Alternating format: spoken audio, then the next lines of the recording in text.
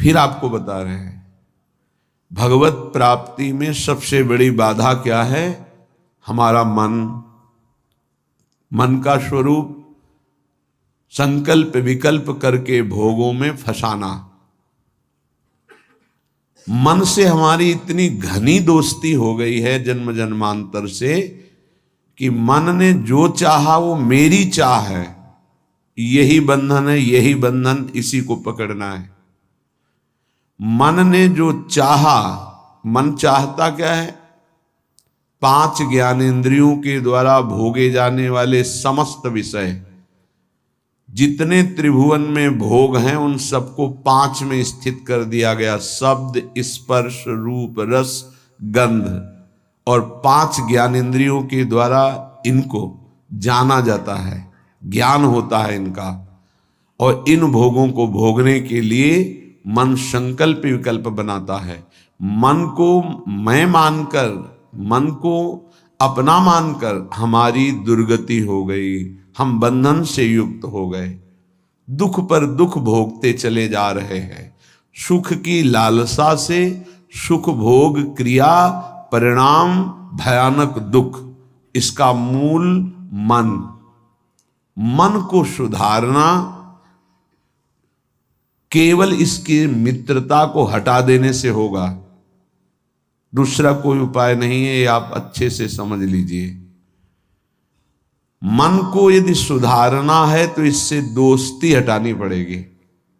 बहुत कठिन है इससे दोस्ती छोड़ना। ये जो चाहता है वही मेरी चाह है, ऐसा हमें भ्रम हो गया है।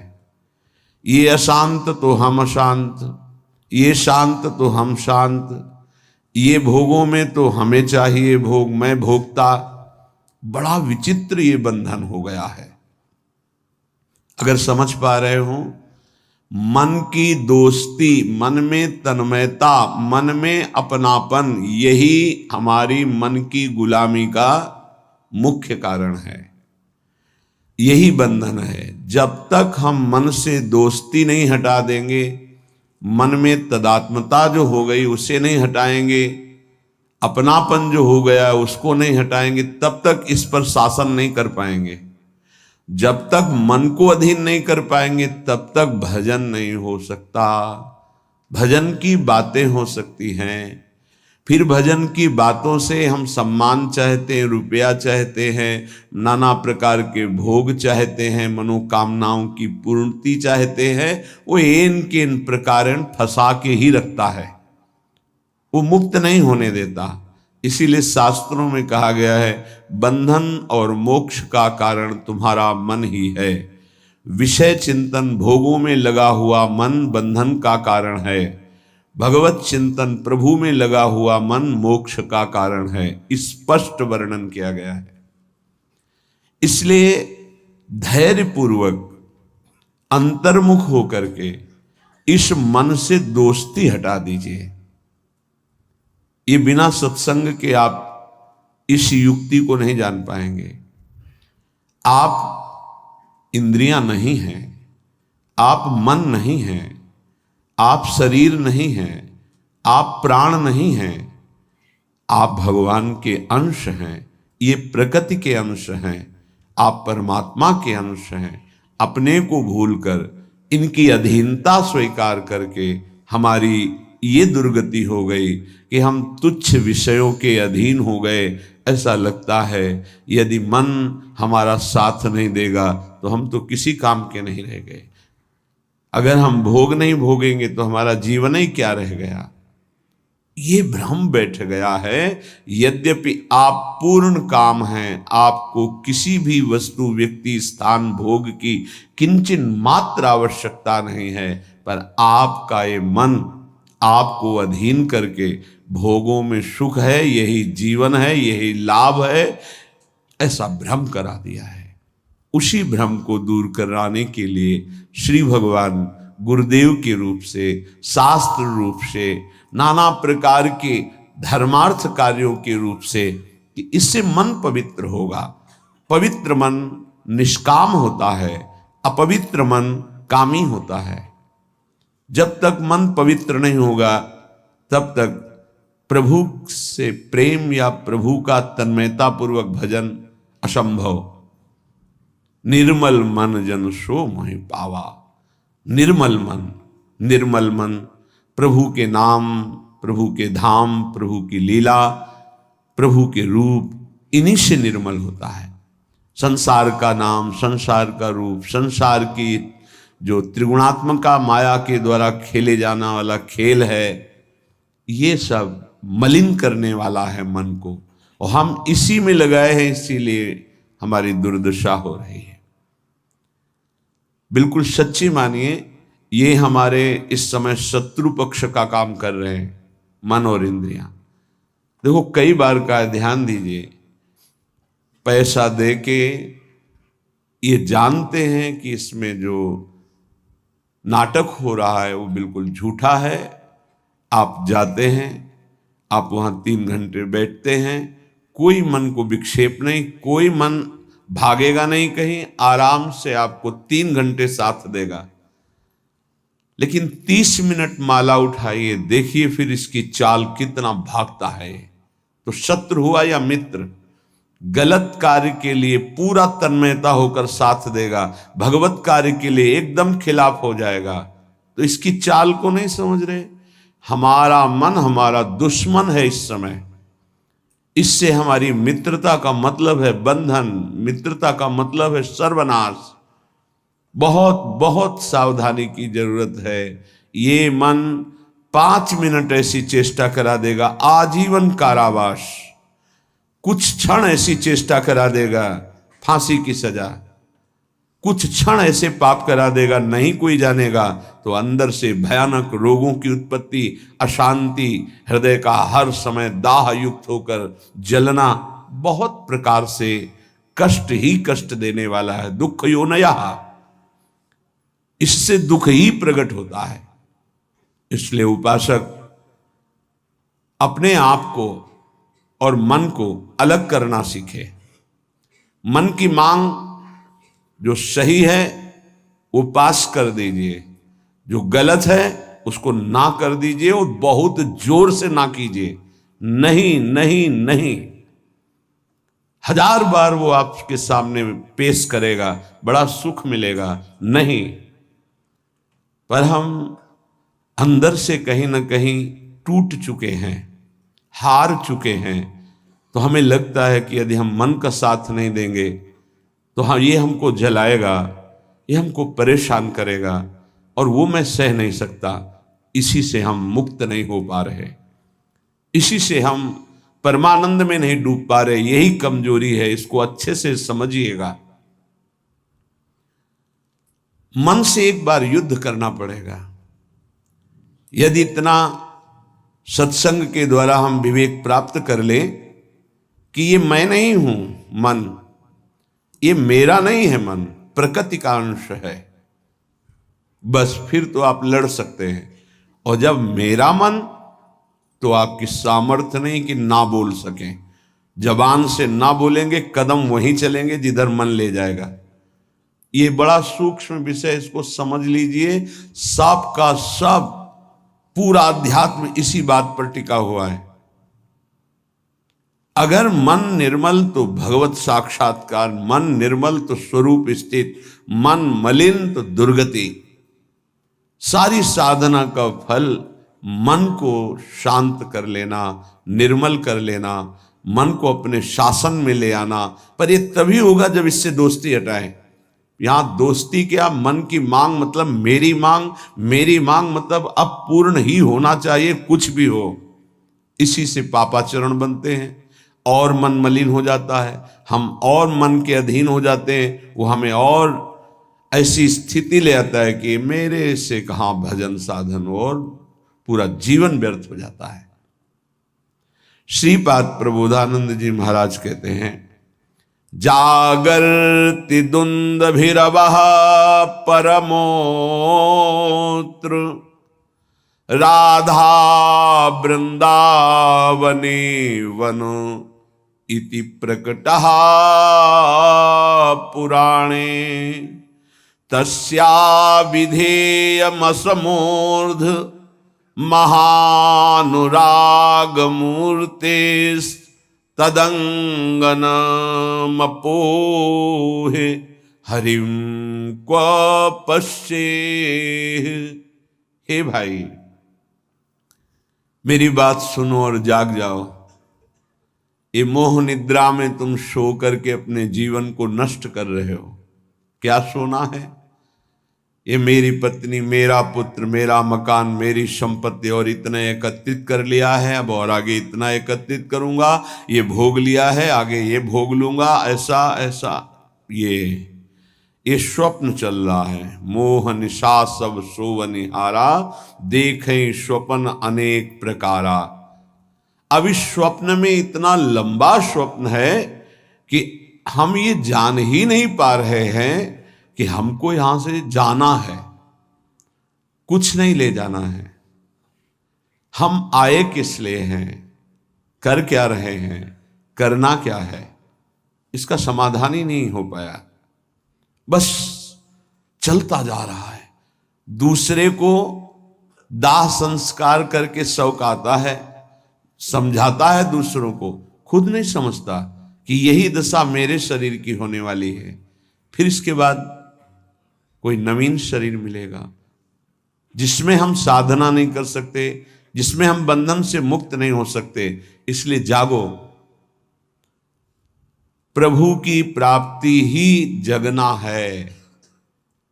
जहां तुम्हारे हृदय में भाव आया कि मुझे इस जन्म में भगवत साक्षात्कार करना है, जीवन मुक्त होना है, जगना प्रारंभ हो गया।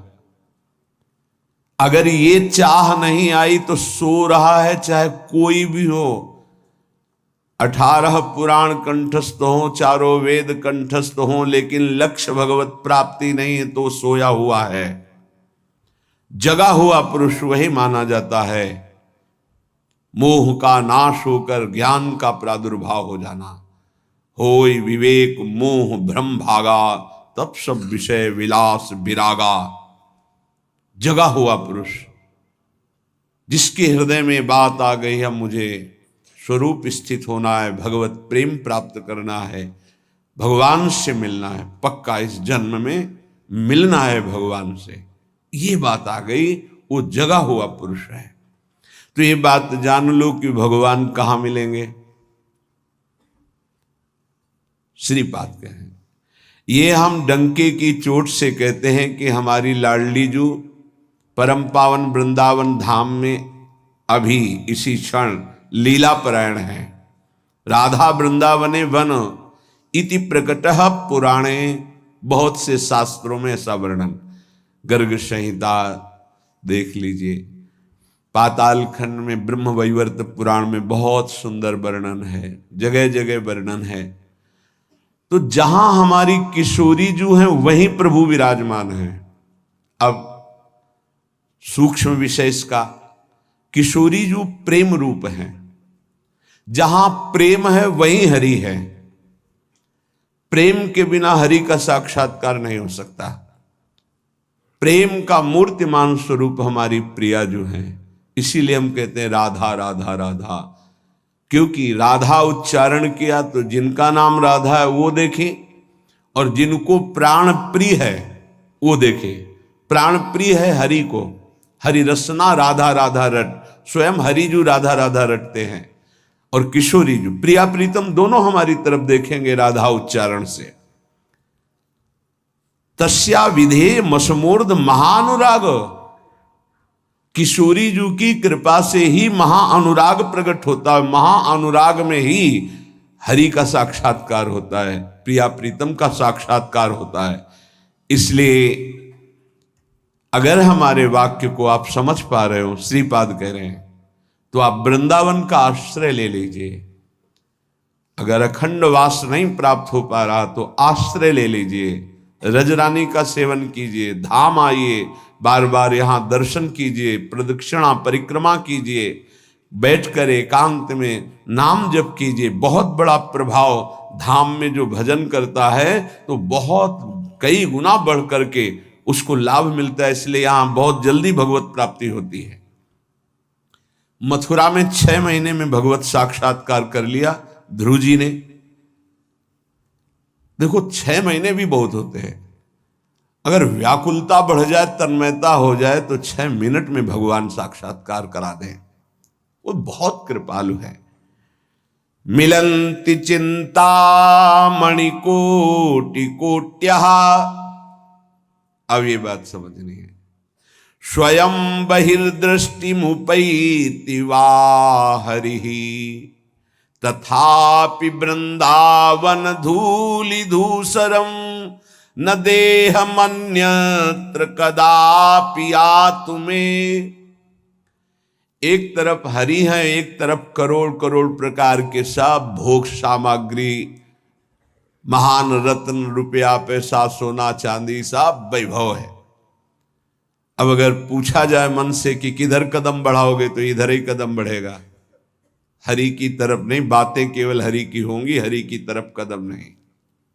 बहुत विचित्र माया है, बहुत विचित्र माया। देखो ना, मन समझा रहा है अभी भोग लो, हरि तो आगे मिल ही जाएंगे। आगे कब कब आगे मिल जाएंगे? कितने दिन की आयु है?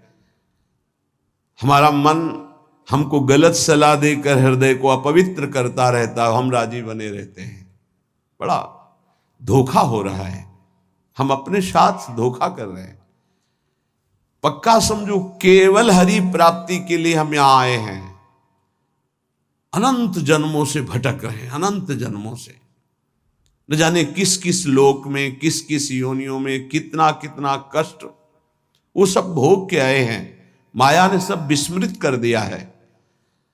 अब लगता है देखा जाएगा जो होगा। अरे देखने लायक नहीं रहोगे। ऐसा कष्टप्रद जीवन होता है कि कोई उपाय नहीं है। अन्य योनियों में कोई उपाय नहीं है। बहुत कष्टप्रद जीवन। देखो ना जीवों के साथ कैसा बर्ताव कर रहे हैं, मनुष्य शरीर धारण करके। पता नहीं उनको कि यही दुर्गति उनकी होनी है। जीवित ऐसे जैसे पकोड़े तले जा रहे हैं, ऐसे जीवों को, ऐसे उनके, वो भी जीव हैं, वो हम ही तुम हैं, कर्म के अनुसार वो बन गए। क्या बर्ताव हो रहा है। वैसे भी जंगल में नाना प्रकार के कष्ट अन्य जीवों को प्राप्त होते हैं। अगर कांटा लग गया तो आप निकाल सकते, वो नहीं निकाल सकते। एकमात्र मानव देह है जिससे आप इस माया प्रपंच से मुक्त हो सकते हैं। यहां आना बुरा नहीं है, लेकिन कर्म बंधनों से आना बुरा है।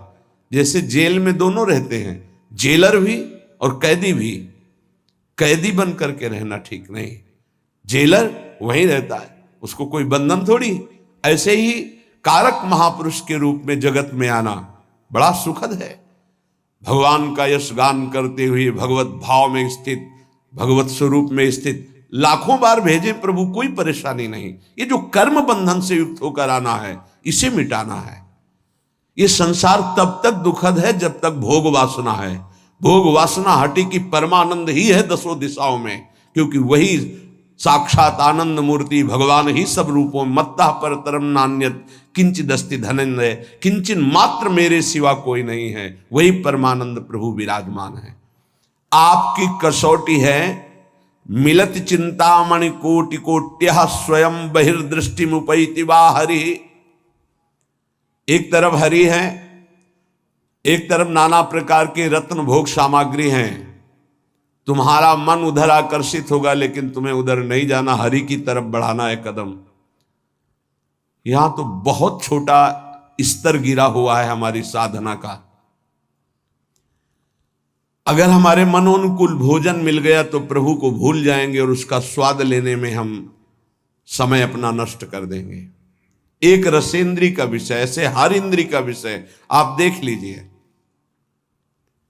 आपके मनोनुकूल कोई गाना, कोई नाटक, कोई सिनेमा, कोई आप देख लीजिए, प्रभु को भूल जाएंगे आप उस समय, और उस पे आपका मन तन्मय हो जाएगा।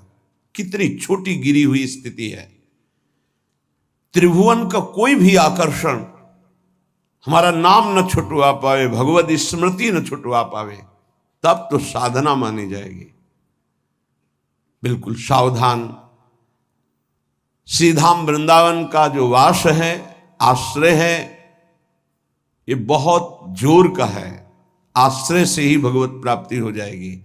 अगर दृढ़ निष्ठा आ जाए, कोटि कोटि चिंतामणि रत्न आदि आपको प्राप्त हो, तो भी तुम आश्रय मत छोड़ना प्रभु का, वृंदावन का, धाम का।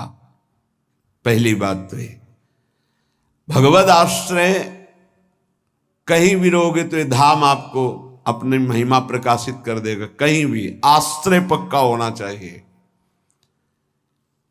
आश्रित हृदय वृंदावन का कैसा होता है कि जहां उसको अपने व्यवहार कार्य से फुर्सत मिली, भागा, जैसे कोई अपने घर को भागता है छुट्टी मिलने पर, ऐसे श्रीधाम भाग के आया।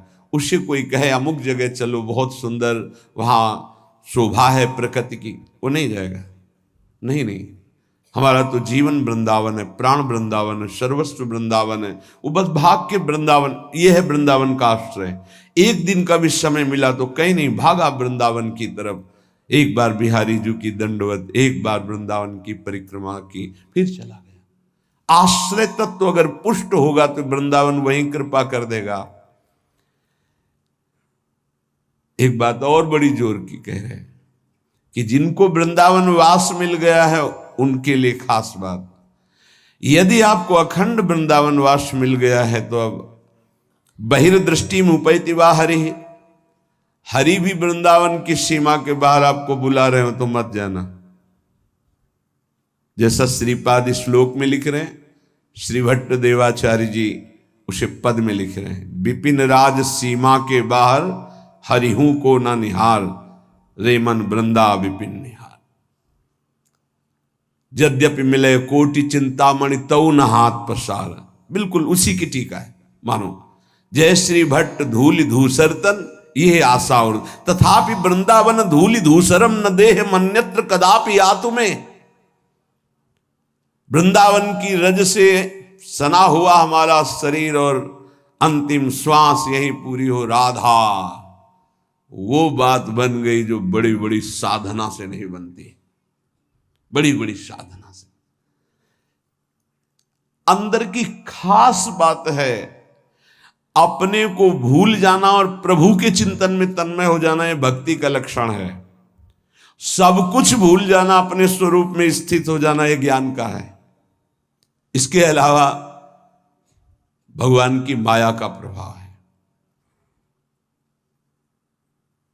बड़ी विडंबना है, भगवान की कृपा से जब कोई साधन बनता है तो हम भगवान की कृपा ना कह करके, भगवान की कृपा ना मान करके हम उसमें अपना अहम आरोपित कर लेते हैं। इसलिए हमारी साधना बाधित हो जाती है और हम विक्षिप्त हो जाते हैं, विक्षेप पड़ जाता है साधना में। किसी के मुख से सुन रहे थे कि मैं केवल प्रवचन नहीं कर रहा हूं, इतना समय हो गया, ये नहीं खाया, ये नहीं पिया, ऐसा, ये त्याग। अरे ये सब देहाभिमान के अंतर्गत है, इसका कोई महत्व नहीं है।